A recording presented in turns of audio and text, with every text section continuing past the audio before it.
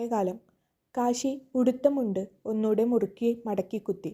എൻ്റെ പൊന്നു ശരവണൻ ചേട്ടാ, നിങ്ങളൊന്നിറങ്ങുമോ? കാശി തൊഴുകൈകളോടെ ശരവണനെ ഒന്ന് നോക്കി. എവിടെ? അപ്പോൾ തുടങ്ങിയ പാട്ടാണ്. ഇതുവരെ നിർത്തിയിട്ടില്ല. ഒന്ന് വലിച്ചിറക്കാൻ നോക്കിയപ്പോൾ നടുവൊന്ന് വെട്ടിയതല്ലാതെ ശരവണൻ്റെ രോമം പോലും അനങ്ങിയില്ല. നിങ്ങളിങ്ങനെ എൻ്റെ വായി നോക്കി നിൽക്കാതെ ഒന്ന് സഹായിച്ചൂടെ? കാശി അമ്മുവിനെയും കല്ലുവിനെയും മാറി മാറി നോക്കിക്കൊണ്ട് ചോദിച്ചു. ഞാൻ പറഞ്ഞോ അപ്പയെ എടുത്തുകൊണ്ട് വരാൻ? വണ്ടിയിലേക്ക് ഇട്ടത് താനല്ലേ, അപ്പോൾ താൻ തന്നെ ഇറക്കിക്കോ, അമ്മു ആരോടെന്നില്ലാതെ പറഞ്ഞു. കാശി കണ്ണുരുട്ടി അവളെ ഒന്ന് നോക്കി. ഒരുവിധം പിടിയും വലിയും കൂടി കാശി തോളിൽ കൈയിട്ട് ശരവണനെ ഇറക്കി. മദ്യലഹരിയിൽ അയാളുടെ കാലുകൾ നിലത്തുറക്കുന്നുണ്ടായിരുന്നില്ല. ശരവണൻ്റെ ആട്ടത്തിനനുസരിച്ച് ആടുന്ന കാശിയെ കണ്ട് കല്ലുവിന് ചിരി വന്നുപോയി. നീ ചിരിക്കരുത്, നീയാണ് ഇതിനൊക്കെ കാരണം. കാശി പല്ല് കടിച്ചു. ഒരുവിധം ശരവണനെ വീട്ടിലേക്ക് കയറ്റാൻ നോക്കവേ അമ്മു മുന്നിൽ വന്ന് തടസ്സം നിന്നു. എങ്ങോട്ടാ? ഈ കോലത്തെ അപ്പയെ ഉള്ളിലേക്ക് കിടത്താൻ പറ്റില്ല, അമ്മു അവനെ നോക്കിക്കൊണ്ട് പറഞ്ഞു. പിന്നെ? കാശി സംശയരൂപനെ അവളെ നോക്കി. കുളിപ്പിക്കണം, അങ്ങോട്ടിരുത്ത്. അവൾ കിണറിൻ്റെ അടുത്തിരിക്കുന്ന സ്റ്റൂളിലേക്ക് വിരൽ ചൂണ്ടി. എന്തിനാ കുറക്കുന്നേ? കുളിപ്പിച്ച് പൊട്ടും കുത്തി കൊടുത്തിട്ട് തൊട്ടിലിട്ട് ആട്ടിയേക്കാം നിന്റെ അപ്പയെ. കാശി അവളെ നോക്കി പിന്നെയും കണ്ണുരുട്ടി. ഇനി എൻ്റെ ചേച്ചിയെ നോക്കി കണ്ണുരുട്ടിയാൽ കണ്ണ് ഞാൻ കുത്തിപ്പൊട്ടിക്കും, ഉണ്ടക്കണ്ണ. കുഞ്ഞാറ്റ രംഗത്തിറങ്ങി. ഇതെപ്പോൾ പൊട്ടിമുളച്ചു ഈ കുട്ടിപ്പിശാശ്? കാശി അവളെ നോക്കി പല്ല് കടിച്ചു. കുഞ്ഞാറ്റെ മിണ്ടാതിരിക്ക്, അമ്മു അവളെ ശാസിച്ചു. ഞാൻ മിണ്ടും. ഈ ചേട്ട എപ്പോഴും ചേച്ചിയെ ഇങ്ങനെ തുറച്ചു വെച്ച് നോക്കുന്നത് എന്തിനാ? അമ്പലത്തിൽ വെച്ച് ഞാൻ കണ്ടിട്ടുണ്ട്, പിന്നെ ഉത്സവപ്പറമ്പിൽ വെച്ച്, പിന്നെ ചേച്ചി ഡാൻസ് പഠിപ്പിക്കുമ്പോൾ, പിന്നെ... ബാക്കി പറയാൻ വന്നതും അമ്മു കുഞ്ഞാറ്റയുടെ വായ പൊത്തി. അവളുടെ ആ വെളിപ്പെടുത്തലിൽ കാശി ഉരുകി ഒളിച്ചു നിന്നു. പലവട്ടം കാശിയെ ഈ വീടിൻ്റെ പരിസരത്തിൽ കണ്ടെന്നോർക്കെ കല്ലു അവനെ നെറ്റി ചുളിച്ചുകൊണ്ടൊന്ന് നോക്കി. കാശി ഇടം കണ്ണിട്ട് കല്ലുവിനെ നോക്കി ഒരു കള്ളച്ചിരി ചിരിച്ചു. ആ കള്ളലക്ഷണം പിടിച്ച ചിരി കണ്ടപ്പോൾ കല്ലുവിനും ചിരി വരുന്നുണ്ടായിരുന്നു.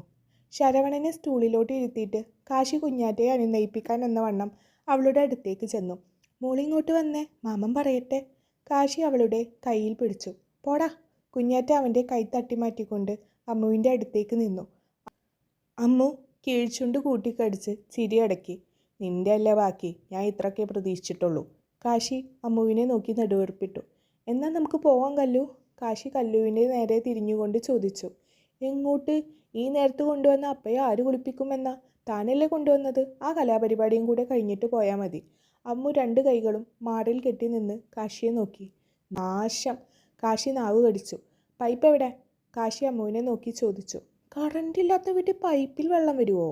അത്ഭുതം. അമ്മു കാശിയെ നോക്കി കളിയാക്കുന്ന പോലെ പറഞ്ഞു. കറണ്ടില്ലെന്നോ? ആ, മാസങ്ങളായി കറണ്ട് ബില്ലടക്കാത്തവർക്ക് കറണ്ട് തരാൻ എൻ്റെ അമ്മാവനല്ല അവിടെ ഇരിക്കുന്നത്, അമ്മു പറഞ്ഞു. നീ എന്നെ കുടുക്കിയതാണല്ലേ? മറുപടിയായി അമ്മു കാശിയെ ഒന്ന് പുച്ഛിച്ചു വിട്ടു. ഇനി എന്ത് ചെയ്യും എന്ന് നോക്കി നിൽക്കുന്ന കാശിയുടെ കയ്യിലേക്ക് കുഞ്ഞാറ്റ കപ്പും ബക്കറ്റും പിടിപ്പിച്ചുകൊണ്ട് കിണറിലേക്ക് ഇടം കണ്ണിട്ട് കാണിച്ചു കൊടുത്തു. ഓരോ വട്ടം തലയിലൂടെ വെള്ളം വീഴുമ്പോഴും ശരവണൻ ഓരോ ചീത്ത കാശിയെ വിളിച്ചുകൊണ്ടിരുന്നു. കടവുളെ, എന്നാ മഴ ഇത്! ബക്കറ്റോടെ കാശി തലയിലേക്ക് കമഴ്ത്തിയ വെള്ളം തട്ടിത്തെറിപ്പിച്ചുകൊണ്ട് ശരവണൻ പിറുപിറുത്തു. ഉമ്മറപ്പടിയിലിരുന്ന് കുഞ്ഞാറ്റയും കല്ലുവും അമ്മുവും കൈ താടിക്കും കുത്തിയിരുന്ന് ആ കാഴ്ച കാണുകയാണ്. ഒരുവിധം കുളിപ്പിച്ച് തലയും തുടച്ചു കൊടുത്ത് തിരിഞ്ഞപ്പോഴേക്കും അമ്മു പിറകിൽ നിൽക്കുന്നുണ്ട്. ക്ഷീണിച്ചോ? അമ്മു ഏറുകണ്ണിട്ട് കാശിയെ നോക്കി.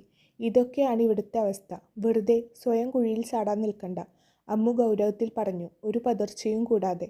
ആ കണ്ണുകളിൽ തന്നോട് പ്രണയമുണ്ടോ എന്ന് തിരയുകയായിരുന്നു അന്നേരം കാശി. തിരിഞ്ഞൊടുവിൽ അവനും അടുത്തു. സമർത്ഥമായി അമ്മു അത് ഒളിപ്പിച്ചു പിടിച്ച പോലെ, ഒരിക്കലും കണ്ടെടുക്കാൻ കഴിയാത്ത വിധം കുഴിച്ചു മൂടിയിരിക്കുന്നു. കാശി ശരവണനെ ഒന്ന് നോക്കി, പിന്നെ അമ്മുവിനെയും. നിനക്കിനിയും കാശിനാഥനെ മനസ്സിലായിട്ടില്ലല്ലേ? കാശി ആർദ്രമായി അമ്മുവിനോട് ചോദിച്ചു. അമ്മു മൗനം പാലിച്ചു. ആ മൗനം കാശിയുടെ നിസ്സഹായതാവസ്ഥയെ പിന്നെയും ഊട്ടിയുറപ്പിക്കുകയായിരുന്നു. പുറത്തേക്കിറങ്ങുന്ന കാശിക്കൊപ്പം കല്ലുവും നടന്നു. അമ്മുവും കുഞ്ഞാറ്റയും ശരവണൻ്റെ അരികിലേക്ക് വന്നു. ശരവണനെ അവൾ പിടിച്ച് എഴുന്നേൽപ്പിക്കാൻ നോക്കുമ്പോഴേക്കും അയാൾ ശക്തിയിൽ അമ്മുവിൻ്റെ കൈ തട്ടി മാറ്റി. എന്തിനാ അപ്പ, എന്തിനാ അങ്ങനെ കുടിച്ച് നശിക്കുന്നത്? അത്രയും പറഞ്ഞുകൊണ്ട് അമ്മു ശരവണൻ്റെ മുഖം നെഞ്ചോട് ചേർത്ത് ഇറുക്കെ കെട്ടിപ്പിടിച്ച് കരഞ്ഞു. ചേച്ചിയുടെ പെട്ടെന്നുള്ള ഭാവമാറ്റം കണ്ട് കുഞ്ഞാറ്റ ഞെട്ടിയിരുന്നു. പതിയെ കുഞ്ഞാറ്റയും അമ്മുവിനെ കെട്ടിപ്പിടിച്ച് തേങ്ങിക്കൊണ്ടിരുന്നു. എന്നാ ഇനി പഴയതുപോലെ ഞങ്ങളെ ഒന്ന് സ്നേഹിച്ചു തുടങ്ങുന്നേ അപ്പ, കൊതിയാവുന്നു പണ്ടത്തെ പോലെ. അമ്മുവിൻ്റെ വാക്കുകൾ മുറിഞ്ഞു. ആ വാക്കുകളെ ഒട്ടാകെ അവളുടെ തേങ്ങലുകൾ വിഴുങ്ങിക്കളഞ്ഞിരുന്നു. ഒരു നിമിഷം മനസ്സിലേക്ക് ആ പഴയ ശരവണൻ ഓടി മറഞ്ഞു. തോളിലിരുത്തി ഉത്സവം കാണാൻ കൊണ്ടുപോയിരുന്ന അപ്പ. അമ്മ എന്തിനെങ്കിലും തന്നെ വഴക്ക് പറയുമ്പോൾ അമ്മയെ ശാസിച്ച് ഇക്കിളി കൂട്ടി തന്നെ ചിരിപ്പിച്ചിരുന്ന അപ്പ. കൈ നിറയെ പലഹാരവും മിഠായും കൊണ്ട് വൈകുന്നേരം ഓടി വന്നിരുന്ന അപ്പ. എന്നാണപ്പ അപ്പയുടെ നെഞ്ചിൽ നിന്നും ഞങ്ങളെ ഇറക്കിവിട്ടത്? എപ്പോഴെങ്കിലും കുടിച്ചിരുന്നപ്പോൾ അമ്മ വഴക്ക് പറയും. അന്നൊക്കെ അമ്മയുടെ വഴക്കും കേട്ട് മിണ്ടാതെ അങ്ങനെ തിണ്ണയിലിരിക്കും. ആ ഇരുത്തം കാണുമ്പോൾ പാവം തോന്നും. പിന്നീട് എപ്പോഴോ അമ്മയെ തിരിച്ചും ശകാരിക്കാൻ തുടങ്ങി. അതും കഴിഞ്ഞപ്പോൾ തല്ലാൻ. അതും അമ്മ ചെറുത്ത് നിന്നപ്പോൾ ആ ബലമുള്ള കൈ എന്നെ തേടി വന്നു. എന്നെയും തല്ലാൻ തുടങ്ങിയപ്പോൾ അമ്മയുടെ ചെറുത്തുനിൽപ്പ് അവസാനിച്ചു. അമ്മ കീഴടങ്ങി. അപ്പയുടെ വഴി തേടി അലഞ്ഞു. ആ നശിച്ച വഴി. അമ്മ ഒന്ന് നെടുവീർപ്പിട്ടു. കാർ കല്ലുവിൻ്റെ വീടിൻ്റെ വേലിക്കരികിലേക്ക് കാശി ഒതുക്കി. ഇതുവരെ കാണാത്ത ഒരു ഭയം കല്ലുവിനെ വരിഞ്ഞു മുറുക്കുന്ന പോലെ കാശിക്ക് തോന്നി. ആ കണ്ണുകളിൽ അപ്പോൾ ആ സ്ത്രീയുടെ ഭീകര രൂപമായിരുന്നു, അവളുടെ ചെറിയമ്മയുടെ. ഇറങ്ങു കല്ലു, ഞാൻ വീട്ടിലാക്കി തന്നിട്ടേ പോകുന്നുള്ളൂ. ഏയ് വേണ്ട കാശി, നേരെ ഒരുപാട് വൈകി. അതിൻ്റെ കൂടെ കാശിയെ എൻ്റെ കൂടെ കണ്ടാൽ ചെറിയമ്മ. അവൾ പാതി വഴിയിൽ വാക്കുകൾ നിർത്തി. ഒന്നും ഉണ്ടാവില്ല, നീ ഇങ്ങോട്ട് ഇറങ്ങ്. കാശി ഡോർ തുറന്ന് പുറത്തേക്ക് ഇറങ്ങി. അപ്പുറത്ത് നിന്ന് കല്ലുവും. വേലിക്കരികിൽ നിൽക്കുന്ന ചെറിയമ്മയിലേക്കാണ് ആദ്യം അവളുടെ നോട്ടം പതിഞ്ഞത്. അത് അവളുടെ ഭയത്തെ ഒന്നുകൂടെ ഊട്ടിയുറപ്പിച്ചു. ചെറിയമ്മയെ കണ്ടതും കല്ലു അടിമുടി വിറക്കാൻ തുടങ്ങി. ദേഹത്തെ ഏൽപ്പിക്കുന്ന ഉപദ്രവങ്ങളേക്കാൾ അവൾ ഭയപ്പെട്ടിരുന്നത് അവരുടെ നാവിനെയായിരുന്നു. തേച്ചാലും വായിച്ചാലും പോവാത്ത അവരുടെ നാവ് തുപ്പുന്ന വിഷവാക്കുകളുടെ കറയായിരുന്നു കല്ലുവിനെ ഏറെ പേടി. അവർ കല്ലുവിനെയും കാശിയെയും മാറി മാറി നോക്കി. എന്തൊക്കെയോ അർത്ഥം വെച്ച് നോക്കുന്ന അവരെ കണ്ടപ്പോൾ കല്ലുവിൻ്റെ ശിരസ് താഴ്ന്നുപോയി. അവരെ മറികടന്ന് തലയും താഴ്ത്തി പോവാൻ നിന്ന കല്ലുവിൻ്റെ മുന്നിലേക്ക് ആ സ്ത്രീ കയറി നിന്നു. എവിടെയായിരുന്നടി ഉരുമ്പട്ടവളെ? അവൾ കല്ലുവിൻ്റെ പച്ചമാംസം കാർന്നു തിന്നാനുള്ള വെറിയോടെ നിന്ന് കിതച്ചു. കല്ലു ഒന്ന് അവരെ നോക്കി എന്നതല്ലാതെ ഒന്നും മിണ്ടിയില്ല. കുറച്ച് കാശ് കുടുംബത്തിൽ കൊണ്ടുവരുന്നുണ്ടെന്ന് കരുതി നകളിക്കരുത് നീ. കണ്ടവന്മാരുടെ കൂടെ ഊരു ചുറ്റി ഇങ്ങോട്ട് വലിഞ്ഞു കയറി വരാൻ ഇത് സത്രമൊന്നുമല്ല. കല്ലു കാശിയെ ഒന്ന് നോക്കി. കയ്യും കെട്ടി ചെറിയമ്മയെ തന്നെ നോക്കി നിൽക്കുകയാണ് കാശി. ആ മുഖത്ത് പ്രത്യേകിച്ച് ഒരു ഭാവമാറ്റവുമില്ല. താൻ കാരണം അവനും കൂടെ നാണക്കേടാവുമോ എന്ന ചിന്ത കല്ലുവിനെ വരിഞ്ഞു മുറുക്കി. എൻ്റെ കൊച്ചിനും കൂടെ നീ നാണക്കേടുണ്ടാക്കുമോടി? നീ നശിക്കുകയോ ജീവിക്കുകയോ എന്ത് വേണമെങ്കിലും ചെയ്യ്. എൻ്റെ കുഞ്ഞിൻ്റെ ഭാവി കൂടി കളയാതിരുന്നാൽ മതി. ആ സ്ത്രീ കല്ലുവിന് നേരെ വിരൽ ചൂണ്ടി. ശ്രീകുട്ടി ഉമ്മറത്ത് നിന്നും മുറ്റത്തേക്ക് ഇറങ്ങി. അല്ലെങ്കിലും തന്നെ ഇങ്ങനെയൊക്കെ പറയുമ്പോഴും തല്ലുമ്പോഴുമൊക്കെ അവൾ എവിടെയാണെങ്കിലും പാഞ്ഞു വരും.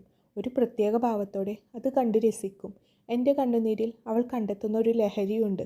ചെറുപ്പം മുതൽ അവൾക്ക് അച്ഛനും ചെറിയമ്മയും പകർന്നു കൊടുത്ത ഒരു ലഹരി. എന്നാൽ ചെറുതായി അവൾക്കൊന്ന് വേദനിച്ചാൽ പോലും വിറകൊള്ളുന്ന ഒരു മനസ്സ് തനിക്കുമുണ്ടെന്ന് അവൾ കാണാതെ പോയി. ഓ, കണ്ട ആണുങ്ങളോടൊപ്പം അവൾക്ക് അഴിഞ്ഞാടി മതിയായില്ല. നിന്ന് താളം ചവിട്ടാതെ കയറി പോവാൻ നോക്ക്. കല്ലു കരയാതിരിക്കാൻ ശ്രമിക്കുന്നുണ്ടായിരുന്നു അന്നേരവും. നിറഞ്ഞു തൂകിയ കണ്ണുകളെ അവൾ സമർത്ഥമായി ഒളിപ്പിച്ചു. നീ ഇനി എന്ത് കാഴ്ച കണ്ട് നിൽക്കുവാടാ? ആ സ്ത്രീ കാശിക്ക് നേരെ ചീറി. കാശി അല്പം മുന്നോട്ട് വന്ന് നിന്നു. അവർക്ക് നേരെ ഒരു കാച്ചി കുറുക്കിയ ഒരു നോട്ടം തൊടുത്തു വിട്ടു.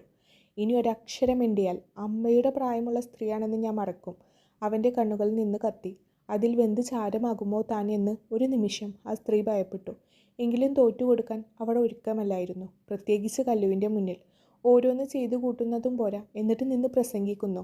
ചെറിയമ്മ അല്പം മുന്നോട്ട് നീങ്ങി നിന്നു. പെട്ടെന്ന് കാശിയുടെ കൈ അവരുടെ കവിളിൽ കുത്തിപ്പിടിച്ചു. ഈ പിഴച്ച നാവുകൊണ്ട് ഇനി ഒരക്ഷരം അവളെയും എന്നെയും ചേർത്ത് പറഞ്ഞാൽ. അവൻ താക്കീതോടെ അവരെ നോക്കി. അന്നേരം അത്രയും അവൻ്റെ കയ്യിലെ പിടി അയക്കാനുള്ള ശ്രമത്തിലായിരുന്നു ആ സ്ത്രീ. വിടടാ അമ്മയെ! ശ്രീകുട്ടി ഓടി അവൻ്റെ കയ്യിൽ പിടിച്ചു. ഏയ് കാശി, എന്താ ഇത്? അവൻ്റെ പെട്ടെന്നുള്ള രൂപമാറ്റത്തിൽ കല്ലുവും ഞെട്ടിയിരുന്നു. കല്ലു ഒരുവിധം കാശിയുടെ കയ്യിലെ പിടി അയച്ചു. അയ്യോ, എന്നെ കൊല്ലാൻ നോക്കുന്നേ! നാട്ടുകാരെ ഓടിവായോ! ചെറിയമ്മ സ്വന്തം നെഞ്ഞിലോട്ടും തലയിലോട്ടും ആഞ്ഞു തല്ലിക്കൊണ്ട് അടുത്ത നാടകത്തിന് തുടക്കം കുറിച്ചു. തള്ളേ, ഒരു നിമിഷം ഇനി നിങ്ങളുടെ പുഴുത്ത നാവ് പൊങ്ങിയ പച്ചക്ക് കത്തിക്കും ഞാൻ. അവൻ നിന്ന് കിതച്ചു. ചെറിയമ്മയുടെ മുഖത്ത് ഭയം നിഴലിക്കുന്നത് കല്ലു വ്യക്തമായി കണ്ടു. ഹാ, എനിക്കിത് കിട്ടണം. നിന്നെപ്പോലെ ഒരുത്തി വളർത്തി വലുതാക്കിയതിന് എനിക്കിത് തന്നെ കിട്ടണം. നശിച്ചു പോകുമടി നീ, ഉരുമ്പട്ടവളെ! ചെറിയമ്മ കല്ലുവിന് നേരെ ശാപവാക്കുകൾ തുപ്പി. കല്ലു ഒന്ന് ചിരിച്ചു. അല്ലെങ്കിലും നിങ്ങൾ എന്നാണ് എനിക്ക് വേണ്ടി ഒരു നല്ല വാക്കെങ്കിലും പറഞ്ഞിട്ടുള്ളത് എന്ന് മനസ്സിൽ ചോദിച്ചു. വാക്കുകൾ പുറത്തേക്ക് വരാൻ അവളിൽ തിക്കുമുട്ടി. അവർ അലറി കരഞ്ഞുകൊണ്ട് ഉള്ളിലേക്ക് പാഞ്ഞു. കല്ലുവിന് അറിയാമായിരുന്നു അതൊരു തരം രക്ഷപ്പെടലാണെന്ന്. കാശിയുടെ അടുത്ത് നിന്നുമുള്ള ഒരു തരം ഒളിച്ചോട്ടം. ചെറിയമ്മ പോയ വഴിയെ കല്ലുവും കാശിയെ ഒന്ന് നോക്കി യാത്ര പറഞ്ഞുകൊണ്ട് അകത്തേക്ക് കയറി. എടോ, താൻ എൻ്റെ അമ്മയെ? ശ്രീകുട്ടി കാശിക്ക് നേരെ ചീറി. കാശി കൈകെട്ടി നോക്കി നിന്നതേ ഉള്ളൂ.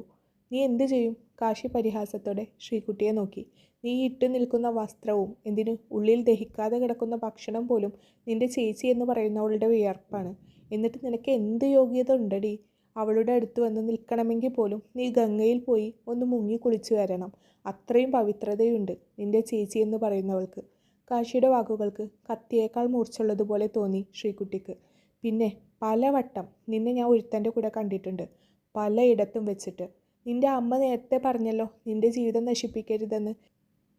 നിന്റെ കൂടെ നടക്കുന്നവനെക്കുറിച്ച് അറിഞ്ഞിടത്തോളം അവൻ തന്നെ ധാരാളം നിന്റെ ജീവിതം കുട്ടിച്ചോറാക്കാൻ. കാശിയുടെ ആ വെളിപ്പെടുത്തലിൽ ശ്രീകുട്ടി ഒന്ന് നടുങ്ങി. എന്തെങ്കിലും സംഭവിച്ചാൽ മോൾക്ക് വേണ്ടി ഇപ്പോൾ വായിട്ട് അലച്ച് കയറിപ്പോയ നിന്റെ അമ്മ എന്ന് പറയുന്ന ആ സ്ത്രീ പോലും കാണത്തില്ല നിന്റെ കൂടെ. നീ ഇപ്പോൾ ശത്രുപക്ഷത്ത് കാണുന്ന ഒരുത്തിയുണ്ടല്ലോ, കല്യാണി, അവൾ മാത്രം ഉണ്ടാകും, അവൾ മാത്രം. കാശി ഒരു പ്രത്യേക ഭാവത്തോടെ ശ്രീകുട്ടിക്ക് നേരെ വിരൽ ചൂണ്ടി. ശ്രീകുട്ടിയിൽ പരിഹാസ ചിരി വിരിയുന്നത് കാണെ കാശിയുടെ കണ്ണുകൾ കുറുകി.